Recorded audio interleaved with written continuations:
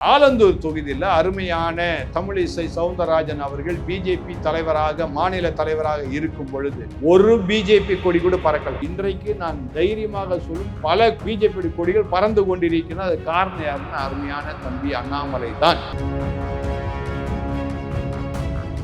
அண்ணாமலை ஒரு failure model, அவர் ஒரு failure, அவரால் எந்த ஒரு லாபமும் கிடையாது. இவருக்கெல்லாம் நாங்க தனியா ஹெலிகாப்டர் கொடுத்து பிரச்சாரம் செய்ய வச்சாங்க மத்திய பாஜக. எதுக்காக நீ ஹெலிகாப்டர் கொடுத்தீங்க அவர் கேட்டாரா? ஹெலிகாப்டர் கொடுத்தாதான் நான் பிரச்சாரம் பண்ணுவேன்னு சொன்னாரா? முன்னாள் மாநில தலைவி ஆளுநராக இருந்தது. அப்போ இந்த பிஜேபி உங்களை எவ்வளவு தூரம் மதிச்சிருக்கு இதிலே தெரியுது இல்ல. கீழ்த்தரமாக உங்களை இந்த பிஜேபி ஆனது நன்றாக புரிந்து கொண்டு தமிழகத்தை நீங்கள் வளர்க்கவில்லை, நீங்கள் தகுதியற்றவர்கள் என்று சொல்லி உங்களை கீழே உட்கார வைத்து விட்டு அருமையான தம்பி அண்ணாமலையை மேல உட்கார வைத்து இருக்கின்றார். மெரிபா பன்னீர் சோடா, ஐ ட்ரஸ்ட் மெரிபா. தேசிய கட்சியோடு இணைந்திருக்கும் காரணம் உங்கள் சொத்துக்களை காப்பாற்றுவதற்காக. நீங்க சாதாரண மனிதனாக இருந்தால் தேசிய கட்சியை விட்டு வெளியே வர முடியுமா? உங்களுக்கு தைரியம் இருக்குதா? அண்ணாமலை மிக சிறப்பாக அறிக்கை விட்டிருக்கின்றார். ஒரு மாவட்டத்துக்கு 2 மாவட்ட செயலாளர். அவருடைய நிர்வாக திறன் ஏதோ வேகத்தோடு வேகமா ஏதோ நான் சாதிச்சேன் அப்படின்னு சொல்வதற்கு இல்லாம மக்கள் மத்தியில எப்படி பேர் வாங்கலாம் என்கின்ற சிறந்த பண்புடையவராக அவர் மெதுவாக காயை நகர்த்தி கொண்டிருக்கிறார். திமுகல எங்க கட்சியோட சேர்ந்து இன்னைக்கா சொன்னாங்களா? இல்ல அண்ணா திராவிட முன்னேற்ற கழகம் உங்களுக்கு அழைப்பு கொடுத்தார்களா? இதோ இப்ப ஆரம்பித்திருக்கின்ற தாவேகா என்றைக்காவது உங்களுக்கு அழைப்பு கொடுத்தார்களா? ஏன்னா அத்தனை பேருக்கும் தெரியும் நீங்க வேஸ்ட், டோட்டல் வேஸ்ட்.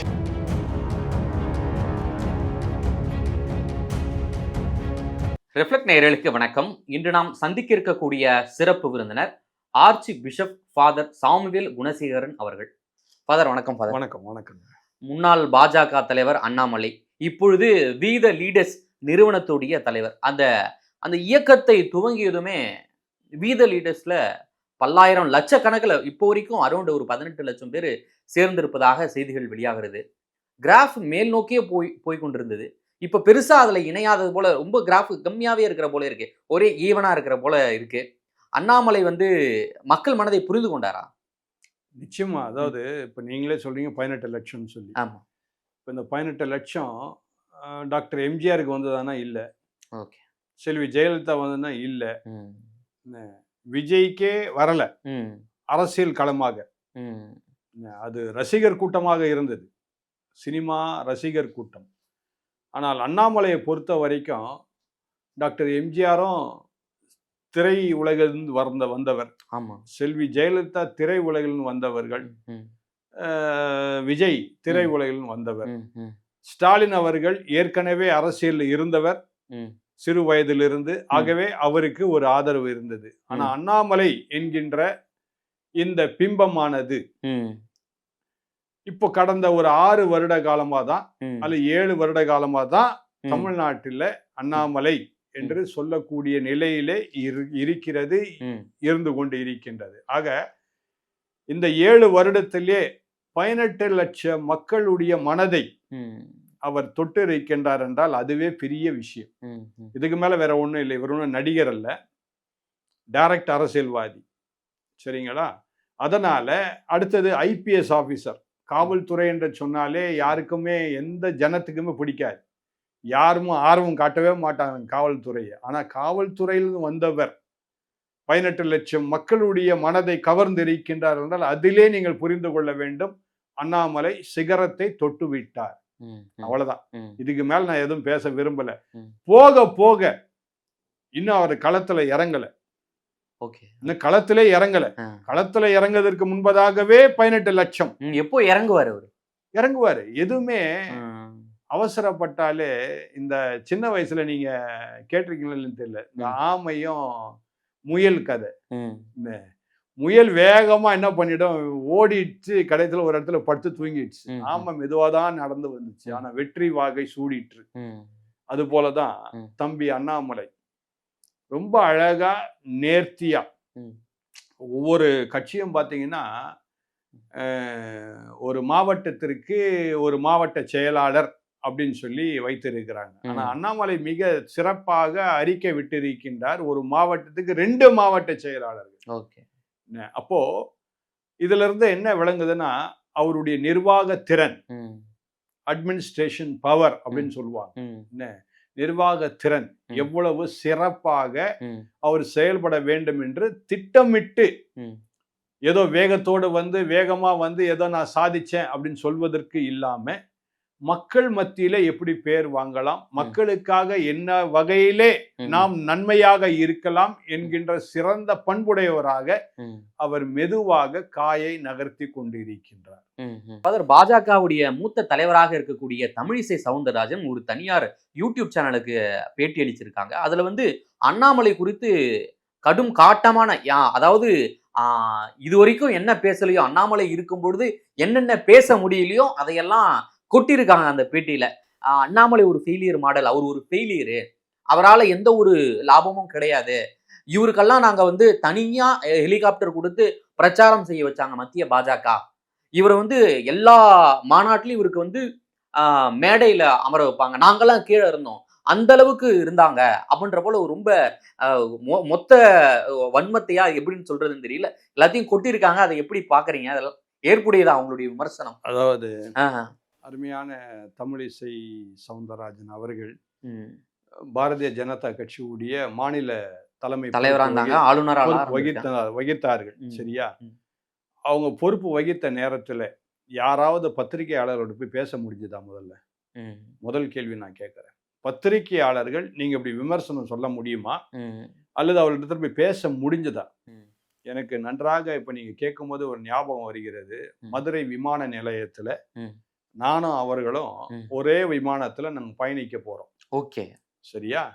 அப்போ என்னுடைய சாப்ளின், அதாவது எனக்கு துணையாளராய் இருக்கின்றவர், அவர் சென்னையில இருந்து அவர் சொல்றாரு, அங்கிள்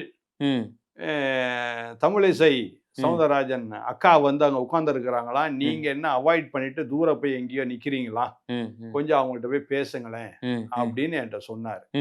நான் என்ன தெரியுமா சொன்னேன், தம்பி பேசுறதை பற்றி தவறு இல்லப்பா, அவங்கள்ட்ட ஏதாவது நான் பேச போய் அவங்க வாய் துடுக்கா ஏதாவது ஒண்ணு பேச வீணா எனக்கு பிரச்சனை ஏற்படக்கூடாதுப்பா. அப்படிப்பட்ட நிலைமையில் தான் அவர்கள் அன்றைக்கு பாரதிய ஜனதா கட்சியினுடைய மாநில தலைவியாக அவர்கள் இருந்தார்கள். அவரிடத்துல பேசுவதற்கு கூட எனக்கு ஒரு பயம். அதே நேரத்தில் அருமையான தம்பி அண்ணாமலை அவர்கள் கன்னியாகுமரியில RSS தலைவர் வந்திருக்கின்றார், அவரை சந்திக்கின்றார். நானும் RSS தலைவரை சந்திப்பதற்காக போயிருக்கின்றேன். ஆனால் என்ன ஆயிட்டுன்னா, அவர் RSS தலைவரை சந்திச்சுட்டு அவர் கார்ல ஏறாரு, என்னுடைய கார் அருமையான தம்பி அண்ணாமலை கார் முன்னாடி போய் நிக்குது. ஓகே, நான் காரை விட்டு இறங்குறேன், அவர் காருக்குள்ள ஏறாரு. ஏறணும் என்ன பண்றாரு, காரை விட்டு கீழே இறங்குறாரு. என்ன பார்த்தவங்க பார்த்துட்டு என்ன பண்றாரு, ஃபாதர் அப்படின்னு கையை தூக்குறாரு. ஆனா என்னால என்ன பண்ண முடியல, அவர்கிட்ட பேச நேரம் இல்லை. காரணம், எனக்கா RSS தலைவர் காத்துக்கிட்டு இருக்கிறார், நான் ஓடணும், ஏற்கனவே நான் லேட். ஆக இவர்கிட்ட நான் பேசிட்டு போனா நேரம் ஆகுமேன்னு சொல்லிட்டு நான் இவரை அப்படி அவாய்ட் பண்ணிட்டு நான் போயிட்டேன். அப்ப இவர் தலைவரா அவங்க தலைவியா? விளங்குதா? இது ஒண்ணு. ரெண்டாவது, நான் இருக்கிற பகுதி ஆலந்தூர் தொகுதி. சரியா? ஆலந்தூர் தொகுதியில் அருமையான தமிழிசை சவுந்தரராஜன் அவர்கள் பிஜேபி தலைவராக மாநில தலைவராக இருக்கும் பொழுது ஒரு பிஜேபி கொடி கூட பறக்கல. எது? ஒரு பிஜேபி கொடி கூட பறக்கலைங்க. ஆலந்தூர் தொகுதியில், இது சட்டமன்ற தொகுதி, இது சென்னைக்குள்ளாக இருக்கின்றது. ஒரு பிஜேபி கொடி கூட என் கண்ணில் பட்டதே கிடையாது. ஆனால் இன்றைக்கு நான் தைரியமாக சொல்லும் பல கொடிகள், பிஜேபி கொடிகள் பறந்து கொண்டிருக்கின்றன. அது காரணம் யாருன்னா அருமையான தம்பி அண்ணாமலை தான். ஆக இதற்கும் அதற்கும் எத்தனையோ வித்தியாசங்கள் இருக்கின்றது. சரி, அடுத்து இவங்க என்ன சொல்றாங்க, அவருக்கு ஹெலிகாப்டர்லாம் கொடுத்தாங்க அப்படின்னு. ரைட், எதுக்காக நீ ஹெலிகாப்டர் கொடுத்தீங்க அவர் கேட்டாரா? ஹெலிகாப்டர் கொடுத்தாதான் நான் வந்து பிரச்சாரம் பண்ணுவேன்னு சொன்னாரா? நீங்க என்ன நினைச்சீங்க, அப்படிலாம் கொடுத்தா அவர் கட்சியை விட்டு போக மாட்டார். அருமையான சகோதரி தமிழிசை சவுந்தரராஜனுக்கு என்ன தெரியல, டிசம்பர் மாதமே 2025ஆம் ஆண்டிலேயே அருமையான அண்ணாமலை அவர்கள் மேலிடத்துல சொல்லிவிட்டார்கள், நான் விட்டு விலகி செல்கின்றேன் என்று சொல்லிவிட்டார்கள். அவர்கள்தான் இவரை இல்ல இந்த சட்டமன்ற தேர்தல் வரைக்கும் நீங்கள் பொறுத்திருந்து எங்களுக்காக செயல்படுங்கள் என்று சொல்லி இருக்கின்றார்கள். ஆகவேதான் அவர் செயல்படுகின்றார். தலைமைக்கு நிச்சயமாக நாம் கட்டுப்பட்டு இருக்க வேண்டும் என்று அவர் அமைதியாக இருக்கின்றார். ஒருவேளை அன்றைக்கு டிசம்பர் மாதமே 2025 பாரதிய ஜனதா கட்சி விட்டு வெளியே வந்து ஜனவரி மாதம் ஒருவேளை அவர் கட்சியை ஆரம்பித்திருந்தால் இன்றைக்கு கட்டாயம் குறைந்தது 50 சட்டமன்ற உறுப்பினர்களாவது அங்க உள்ள இருந்திருப்பாங்க இன்றைக்கு சட்டசபையில். ஆனா அதெல்லாம் செய்யல. அப்போ இவருடைய பிரச்சாரத்துக்கு ஏன் ஹெலிகாப்டர்லாம் கொடுத்தாங்கன்னா, அப்படியாவது அவர் என்ன செய்வாரு, நம்ம கூட இருப்பார், நம்ம விட்டு வெளியே போக மாட்டார். இந்த பிள்ளைகளுக்கு ஐஸ்கிரீம் வாங்கி கொடுப்பாங்க, அப்பதான் இந்த பிள்ளைங்க என்ன பண்ண நம்ம மேல ரொம்ப பாசம் வைக்கும் அப்படின்னு சொல்லிட்டு சாக்லேட் ஐஸ்கிரீம்லாம் வாங்கி கொடுப்பாங்க. அந்த மாதிரி இவருக்கு ஹெலிகாப்டர் கொடுத்தாங்க. அடுத்தது இவங்க என்ன சொல்றாங்க, எங்களை நாங்கள்லாம் கீழே இருந்தோம், இவர் மேடையில இருந்தார். அப்போ உங்களை பிஜேபி எந்த அளவுக்கு மதித்திருக்கின்றது நீங்க புரிந்து கொள்ளணும். விளங்குதா? நீங்கள் முன்னாள் மாநில தலைவி, அடுத்தது நீங்க 2 மாநிலத்திற்கு கவர்னராக நீங்கள் இருந்தீர்கள், ஆளுநராக இருந்தீர்கள். அப்போ இந்த பிஜேபி உங்களை எவ்வளவு தூரம் மதிச்சிருக்கு இதுல தெரியுது இல்ல? ஏன் முன்னாள் ஆளுநர் என்று சொல்லி உங்களை மேடையில உட்கார வைக்க கூடாதா? உங்களை உட்கார வைக்கலையே. அப்ப நீங்க எவ்வளவு கீழ்த்தரமாக உங்களை இந்த பிஜேபி ஆனது நன்றாக புரிந்து கொண்டு, உங்களால் கையால் ஆகாதவர்கள் நீங்கள் எதற்கும் பிரயோஜனமற்றவர்கள், தமிழகத்தை நீங்கள் வளர்க்கவில்லை, உங்களுக்கு தலைமை பொறுப்பு கொடுத்தோம், மாநில தலைவி பொறுப்பு கொடுத்தோம், உங்களை ஆளுநர் ஆக்கினோம், அப்பொழுதும் இந்த பிஜேபி ஆனது தமிழகத்தில் வளரவே இல்லை. ஆகவே நீங்கள் தகுதியற்றவர்கள் என்று சொல்லி உங்களை கீழே உட்கார வைத்து விட்டு அருமையான தம்பி அண்ணாமலையை மேல உட்கார வைத்து இருக்கின்றார்கள். இதுல என்னங்க நீங்க பொறாமை கொள்வதோ இல்ல தம்பி மேல வீணா புறங்கூறி சொல்வதோ இதெல்லாம் சரியில்லைங்க. ஏன்னா உங்க தகுதி அவ்வளவுதான். இத மேலிட பிஜேபி தலைவர்கள் புரிந்து கொண்டார்கள். இன்னும் நீங்கள் அந்த கட்சியிலே உங்களை குறித்து இவ்வளவு கீழ்த்தரமாக நினைக்கக்கூடிய கட்சியிலே நீங்கள் இணைந்து கொண்டிருக்கின்றீர்கள் என்றால் அதற்கு காரணம் உங்களுடைய சொத்துக்களை காப்பாற்றுவதற்காக. திமுகவை கூட அந்த அளவுக்கு விமர்சித்திருக்க மாட்டாங்க, அந்த அளவுக்கு மூச்சு விடாம அண்ணாமலை பேரை கூட உச்சரிக்கல அந்த பேட்டியில. அந்த அளவுக்கு என்ன அவங்களுக்குள்ள இந்த வாய்க்கா தகராறுன்னு? இதுதாங்க வாய்க்கா தகராறுல ஒண்ணுமே இல்லைங்க. ஏங்க இவங்களுக்கு தேசிய கட்சியோட இணைந்து இருக்கணும். நல்லா கவனிங்க. இவங்க அப்பா காங்கிரஸ் தலைவரா இருந்தார். ஆமா, குமரி ஆனந்தன். இவங்க சித்தப்பா காங்கிரஸ் தலைவரா இருந்தார், எம்பியா இருந்தார். இப்போ அவருடைய சித்தப்பா மகன் எம்பியாக இருக்கின்றார். அப்போ உங்க குடும்பம் தேசிய கட்சியோடு இணைந்திருக்கும். காரணம் உங்கள் சொத்துக்களை காப்பாற்றுவதற்காக. ஏங்க நான் கேட்கிறேன், நீங்க சாதாரண மனிதனாக இருந்தால் தேசிய கட்சியை விட்டு வெளியே வர முடியுமா? உங்களுக்கு தைரியம் இருக்குதா? இல்ல நீங்க இருந்தா என்ன பயன்? உங்களை யாராவது திமுகல எங்க கட்சியோட சேர்ந்துக்குங்க இன்னைக்காவது சொன்னாங்களா? இல்ல அண்ணா திராவிட முன்னேற்ற கழகம் உங்களுக்கு அழைப்பு கொடுத்தார்களா? இதோ இப்ப ஆரம்பித்திருக்கின்ற தாவேகா என்றைக்காவது உங்களுக்கு அழைப்பு கொடுத்தார்களா? ஏன்னா அத்தனை பேருக்கும் தெரியும் நீங்க வேஸ்ட், டோட்டல் வேஸ்ட். நீங்க அரசியல் களத்துக்கே தகுதியற்றவர்கள். ஏங்க மறுபடியும் பிஜேபி உங்களுக்கு சான்ஸ் கொடுத்தாங்களே நிக்கிறதுக்கு சட்டசபை எலெக்ஷன், ஏங்க நீங்க ஜெயிக்கல? எத்தனை வாக்குங்க வாங்குனீங்க நீங்க? அந்த வாக்குகள் கூட யாருக்காக கொடுக்கப்பட்டது? அந்த வாக்குகள் நீங்க உங்களுக்காக கொடுக்கப்பட்ட வாக்குகளா? இல்லவே இல்லை. இரட்டை இலைக்காக கொடுக்கப்பட்ட வாக்குகள். அது உங்க வாக்குகள் ஒண்ணுமே இல்லையே. நீங்க ஏங்க தம்பி அண்ணாமலையை குறித்து அவதூறா பேசுறதுக்கு நீங்க யாருங்க? தகுதியற்றவர்கள் நீங்கள் அரசியலுக்கே. அதனால நீங்க அரசியலை விட்டு வெளியே போறதா உங்களுக்கு நல்லது. ஃபாதர், அதே போன்று இன்னைக்கு ஒரு அறிக்கை விட்டுருக்காரு, விஜய பாராட்டியிருக்காரு. அதாவது பாராட்டியிருக்காரு, அட்வைஸும் ஒரு அழகான ஒரு அட்வைஸ், அற்புதமான ஒரு அட்வைஸும் கொடுத்திருக்காரு. தமிழ்நாட்டுடைய வெள்ளை அறிக்கை நிதி சுமை கொடுத்து வெள்ளை அறிக்கை வெளியிட்டது ரொம்ப பாராட்டுக்குரியது. அதே போன்று கடந்த 5 ஆண்டுகளில் எந்த அளவுக்கு நிதி நிர்வாக சீர்கேடு நடந்திருக்கிறது என்பதன் மூலம் இது வெளிச்சம் போட்டு காட்டிருக்கீங்க அப்படின்ற போல சொல்லியிருக்காரு. அதே போன்று நீங்க இதனை காரணம் காட்டி எதுவும் செய்யாம விட்டுறக்கூடாது, இதற்கு நல்ல அதிகாரிகளை வைத்து ஆலோசனை செய்து எல்லா திட்டங்களையும் நீங்க செய்யணும் அப்படின்ற போல சொல்லியிருக்காரு. இது எப்படி பாக்குறீங்க ரெண்டு பேரையும்? அந்த அவருக்கு அட்வைஸ் பண்றதை நீங்க எப்படி பாக்குறீங்க? ஒரு பக்கம் திமுக மீதும் அவரு ஒரு தாக்குதலை போட்டிருக்காரு. எப்படி பாக்குறீங்க ஃபாதர்? அதாவது இதுதான் நல்ல அரசியல் பண்பாளருக்கு உள்ள கருத்துக்கள். பாருங்க, தம்பி விஜய் வந்து இவரை விட மூத்தவர். ஆமா. ஆனா அரசியல்ல இப்பதான் வந்தவர். அதனால இப்ப இவர் வந்து பிஜேபியில இருக்கும்போது இதே விஜய பயங்கரமா பேசியிருக்கிறார்.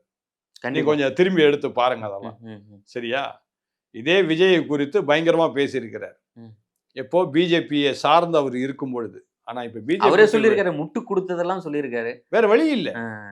ஏங்க ஒரு ஒரு ஒரு ஒரு கம்பெனி கீழே வேலை செய்தா அந்த கம்பெனி தவறு செய்தாலும் அந்த கம்பெனிக்காக தான் நம்ம போராட வேண்டிய நிலையில நம்ம இருக்கிறோம்.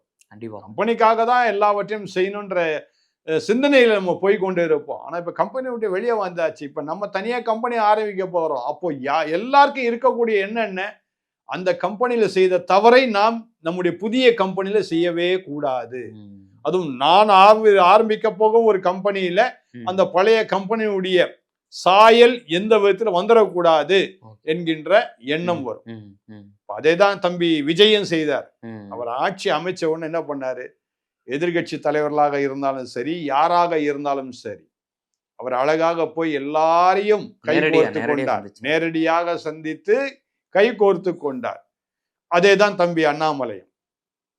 அவருக்கு விரோதிகள்னு சொல்லி யாரும் கிடையாது. ஆனால் மக்கள் நலமா இருக்க வேண்டும் என்பதற்காக முதலமைச்சர் விஜய் அவர்களுக்கு நல்ல ஒரு ஆலோசனை கொடுத்ததற்காக தம்பி அண்ணாமலையை நான் பாராட்டுகின்றேன், வாழ்த்துகின்றேன். மிக்க நன்றி ஃபாதர். நேரில் வந்து பல்வேறு தகவலை பகிர்ந்தமைக்கு மிக்க நன்றி. நன்றி.